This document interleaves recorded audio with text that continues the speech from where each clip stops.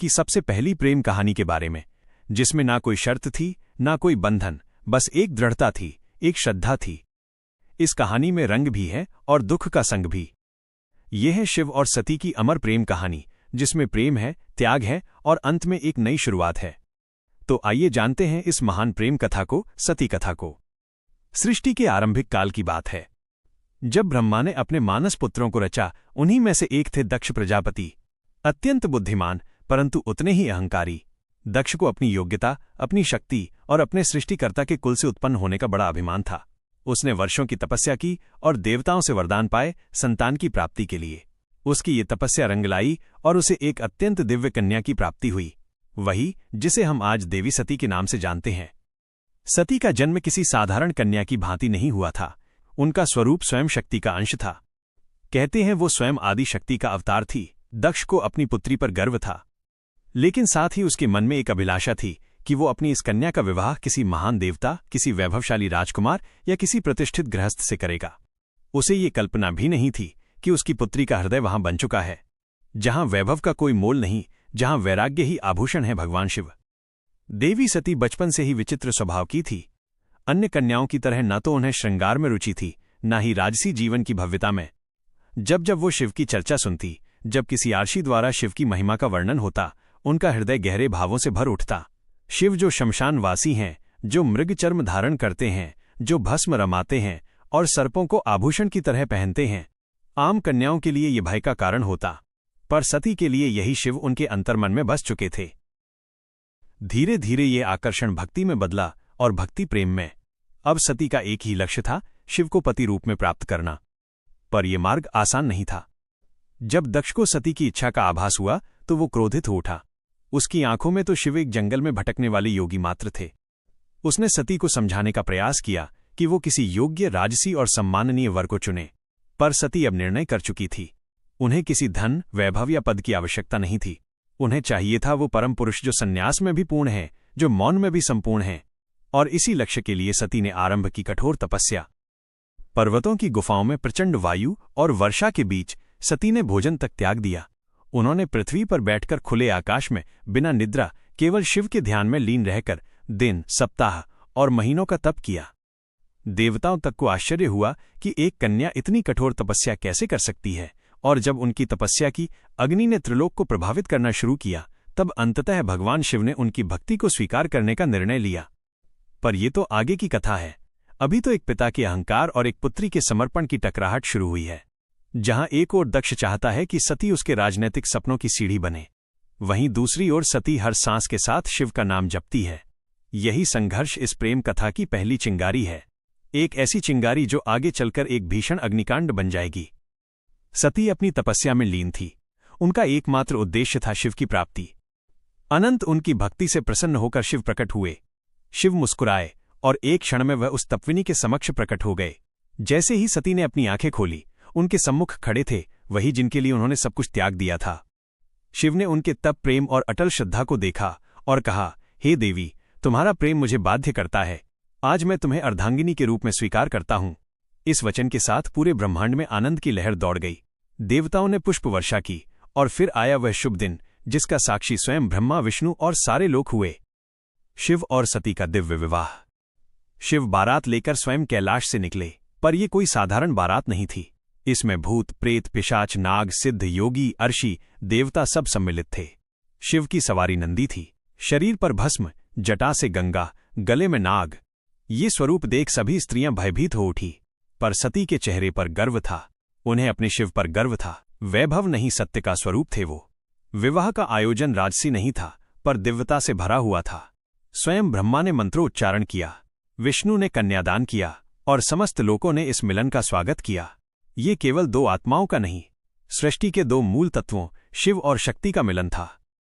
लेकिन इस भव्य विवाह में एक स्थान रिक्त रहा। सती के पिता दक्ष प्रजापति वो नहीं आए, ना ही कोई संदेश भेजा, ना ही कोई आशीर्वाद, क्योंकि उनके लिए ये विवाह एक अपमान था, एक चुनौती उनके अभिमान को। उनके अनुसार ये मिलन योग्य नहीं था। और यहीं से प्रारंभ हुआ उस अग्निकत्थ का बीज जो आगे चलकर पूरे यज्ञ को जला देगा। समय धीरे धीरे बीतता है। कैलाश पर्वत पर प्रकृति की गोद में शिव और सती अपना वैवाहिक जीवन शांतिपूर्ण और आनंद से व्यतीत कर रहे हैं। कैलाश की गुफाएं, मंदाकिनी की कलकल धारा और बर्फीली हवाएं सब साक्षी थीं उस दिव्य प्रेम की जो समय और शब्दों से परे था। लेकिन इसी बीच एक और स्थान पर कुछ और ही चल रहा था। राजा दक्ष के मन में सती के शिव से विवाह को वो अभी तक स्वीकार नहीं कर पाया था। हर बार जब कोई शिव की महिमा का गुणगान करता, दक्ष की भौहें तन जाती।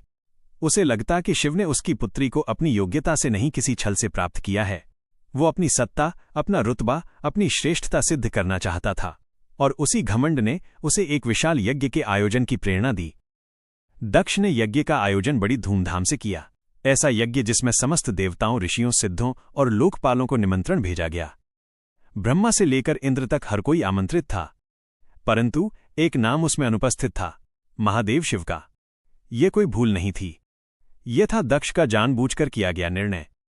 उसने शिव को निमंत्रण नहीं भेजा क्योंकि उसका अहंकार उसे ये स्वीकार नहीं करने देता था कि उसकी पुत्री ने उस योगी से विवाह कर लिया जो न कोई राज्य रखता है, न कोई वस्त्र, और जो शमशान का वासी है।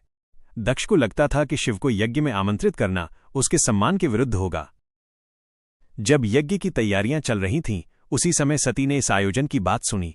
किसी ने उनसे कहा, माता, आपके पिता दक्ष ने एक महान यज्ञ का आयोजन किया है जिसमें सारे देव, ऋषि और ज्ञानी आमंत्रित हैं।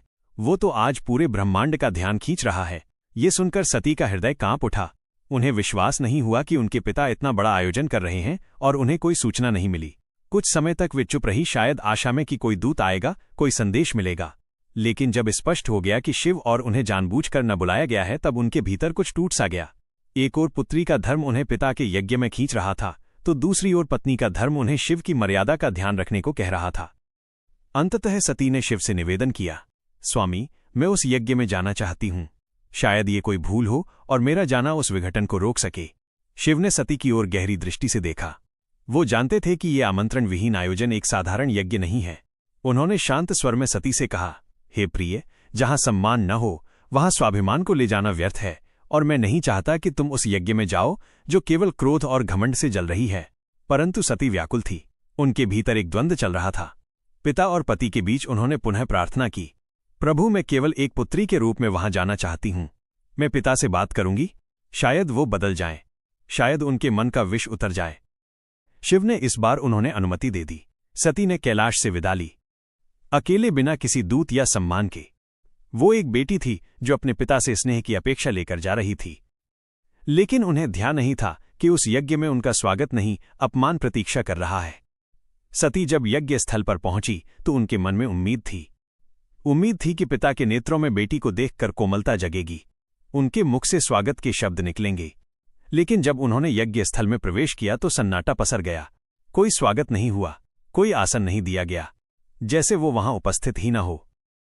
वहां बैठे देवताओं की आंखों में असहायता थी। सती ने पिता की ओर देखा, धीमे स्वर में कहा, पिताश्री, क्या आप नहीं चाहेंगे कि आपकी पुत्री भी इस पावन यज्ञ में सम्मिलित हो? दक्ष ने ठंडी हंसी के साथ उत्तर दिया, पुत्री, जिस दिन तूने उस नग्न भस्म रमाए शशान में विचरने वाले अवघड़ को अपना पति चुना, उसी दिन तू मेरी पुत्री नहीं रही। दक्ष का स्वर ऊंचा हो रहा था और उसके शब्द जैसे शिव के लिए विष से भरे बाण हो। ये सुनकर सती की आत्मा कांप उठी थी। ये केवल अपमान नहीं था, ये शिव के उस स्वरूप का तिरस्कार था जो समस्त सृष्टि का आधार है। वे उठी, सभा की ओर देखा और बोली, तुम सब यहां धर्म की बात करने आए हो, यज्ञ की बात करते हो, पर जिस शिव के बिना कोई यज्ञ संपन्न ही नहीं हो सकता, उसी शिव का तुम अपमान करते हो। फिर उन्होंने आगे कहा, जिसे तुम अवघड़ कहते हो वही काल का भी काल है, जिसे तुम शमशानवासी कहकर हंसते हो वही मृत्यु से परे है, और जिसे तुम भस्मधारी कहते हो वही भस्म से मोह को जलाता है। उनकी आंखों में आंसू थे, लेकिन स्वर तेज था, ऐसा तेज कि स्वयं देवता भी सिर झुका लें। सभा स्तब्ध थी, कोई उत्तर नहीं दे सका। लेकिन सती का हृदय अब टूट चुका था। उन्होंने कहा, जिस शरीर ने आज मेरे प्रभु का अपमान सुना है, वो शरीर अब इस संसार के योग्य नहीं, और वे सीधे यज्ञकुंड की ओर बढ़ी। वहां उपस्थित देवता उन्हें रोकना चाहते थे, पर सती अब कोई नारी नहीं थी, वो साक्षात अग्नि बन चुकी थी। उन्होंने अपने नेत्र बंद किए, शिव का स्मरण किया और अग्नि में कूद गई। उनके चेहरे पर भय नहीं था, बल्कि एक शांति थी, एक समर्पण था जो पूरे यज्ञ मंडप को झकझोर गई। अब इस यज्ञ की अग्नि से वो तूफान उठने वाला था जो पूरे को तबाह कर सकता था। तो चलिए अब जानते हैं आगे की कथा। लेकिन उससे पहले अगर आपको वीडियो अच्छी लग रही है तो वीडियो को लाइक जरूर करें और कमेंट में लिखें हर हर महादेव। कैलाश पर शांति थी। पर वो शांति तूफान से पहले की थी। जब भगवान शिव को ये ज्ञात हुआ कि उनकी अर्धांगिनी अग्नि में समर्पित हो गई तो उनके हृदय में तूफान उमड़ पड़ा। आंखों में वेदना, मन में शून्यता और आत्मा में आग। ये वो शिव थे जिनका क्रोध ही प्रलय कहलाता है। शिव अपनी समाधि से उठे, उनकी जटाएं लहराई, नेत्र रक्तिम हो उठे और सारा ब्रह्मांड कांप उठा। फिर अपने दोनों हाथों से अपनी जटाएं पकड़ी और उन्हें पृथ्वी पर पटक दिया। उसी क्षण पृथ्वी फटी और उस क्रोध की ज्वाला से प्रकट हुआ एक रूप, भयंकर, तेजस्वी और अजय वीरभद्र। वीरभद्र कोई सामान्य योद्धा नहीं था, वो शिव के विकराल रूप का अंश था। उसका शरीर अग्निसाधे दिव्यमान था, आंखों में प्रतिशोध की ज्वाला, हाथ में तलवार। उसका प्रकट होना सृष्टि के संतुलन को डगमगाने लगा था। वीरभद्र प्रचंड गति से दक्ष के यज्ञ की ओर बढ़ चला। जिस दिशा में वो चलता धरती कांपती, आकाश बदलता और देवताओं के हृदय कांप उठते। जैसे ही वीरभद्र यज्ञ स्थल पर पहुंचा, आकाश में अंधकार छा गया और वीरभद्र प्रकट हो चुका था। उसकी उपस्थिति मात्र से यज्ञ की अग्नि धर्रा उठी। वो बिना रुके आगे बढ़ा। पहले यज्ञ वेदी को तोड़ा, फिर वेद पाठ करने वाले ब्राह्मणों को हटाया। उसकी आंखों में एक ही लक्ष्य था, दक्ष। वीरभद्र के सामने कोई नहीं टिक सका। वो अकेला था, परंतु अजय। उसके प्रत्येक प्रहार में शिव का श्राप था और हर गर्जना में सती का विलाप। अंततः वो दक्ष के सामने पहुंचा। दक्ष अब भी अपने अभिमान में डूबा था। वो चिल्लाया, मैं यज्ञ करता हूं, मुझे कोई छू नहीं सकता। वीरभद्र ने उसकी आंखों में देखा और कहा, तू पिता कहलाने योग्य नहीं। आज तुझे उसी अग्नि में भस्म करूंगा जिसमें तूने धर्म का मजाक उड़ाया। और एक ही झटके में वीरभद्र ने अपनी तलवार से दक्ष का सिर धड़ से अलग कर दिया। पूरी सभा में सन्नाटा छा गया। देवता स्तब्ध रह गए। यज्ञ की अग्नि बुझ गई और पृथ्वी पर सिर्फ राख रह गई। वो राख जो अहंकार, अधर्म और अपमान की अंतिम परिणति थी। वीरभद्र शिव की आज्ञा पूरी कर चुका था। पर यह कहानी यहीं नहीं रुकती। अब आएगा वह क्षण जब शिव स्वयं यज्ञ स्थल पर पहुंचेंगे, सती के शव को उठाएंगे और सृष्टि में संतुलन डगमगाएगा। जब महादेव यज्ञ स्थल पर पहुंचे, उन्होंने सती के जले हुए शरीर को देखा। वो दृश्य ऐसा था जिसने स्वयं काल को रुला दिया। शिव ने धीरे से कंपते हाथों से अपनी सती को बाहों में उठा लिया। उनकी आंखों से आंसू थे और फिर वो चल पड़े। शिव सती के शव को अपनी गोद में लिए पूरे ब्रह्मांड में भटकने लगे। उस विरह में जो पूरे ब्रह्मांड को भयभीत कर रहा था, ब्रह्मांड असंतुलित होने लगा। देवता भयभीत हो उठे। यदि शिव यूं ही विलाप करते रहे तो सृष्टि का संतुलन टूट जाएगा, प्रलय आ जाएगा। तब सभी देवता भगवान विष्णु के पास पहुंचे और उनसे सृष्टि को बचाने की प्रार्थना की। तब विष्णु ने अपना सुदर्शन चक्र चलाया। जैसे ही सुदर्शन चक्र चला, उसने सती के शरीर को टुकड़ों में विभाजित कर दिया। शिव कुछ क्षणों के लिए रुके पर प्रतिरोध नहीं किया। ये सृष्टि के लिए आवश्यक था। जहां जहां सती के अंग गिरे वहां दिव्य ऊर्जा फैल गई।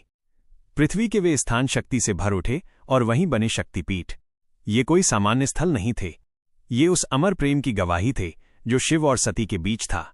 यह थे वे स्थान जहां स्त्री शक्ति, प्रेम, बलिदान और भक्ति सब कुछ एक साथ साकार हुए।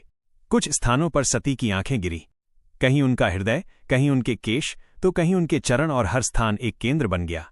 मां शक्ति का जो हर रूप में पूजनीय हुई, कभी दुर्गा, कभी भैरवी, कभी भवानी। यही वे स्थान हैं जिन्हें आज हम कामाख्या, वैष्णव, ज्वाला, हिंगलाज और तारापीठ जैसे नामों से जानते हैं। इस प्रकार सती के वियोग से जन्मे ये शक्तिपीठ न केवल देवी के अंग है, ये उस प्रेम की शाश्वत उपस्थिति है जो आत्मा से आत्मा तक जुड़ता है। शिव अंततः हिमालय लौटे, पर अब वो ध्यान मग्न हो गए।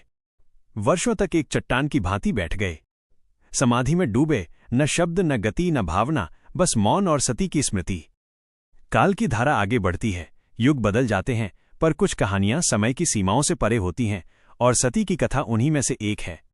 वह प्रेम जो अग्नि में तपकर शुद्ध हुआ था, वो विरह जो तांडव बन गया था, उस अधूरी यात्रा को अपूर्ण होना था। पर यह कहानी यहां समाप्त नहीं होती। प्रेम का सफर यहीं पर रुकने वाला नहीं था। जहां अग्नि ने प्रेम का रंग दिखाया था, वहीं से एक नई दास्तान का पैगाम आने वाला था। सती के बलिदान से जो प्रेम जला था, वही आग पार्वती के रूप में फिर फलने वाला था। यह अंत नहीं, ये शुरुआत है। शुरुआत है एक अमर, अनसुनी और अनोखी प्रेम कहानी की।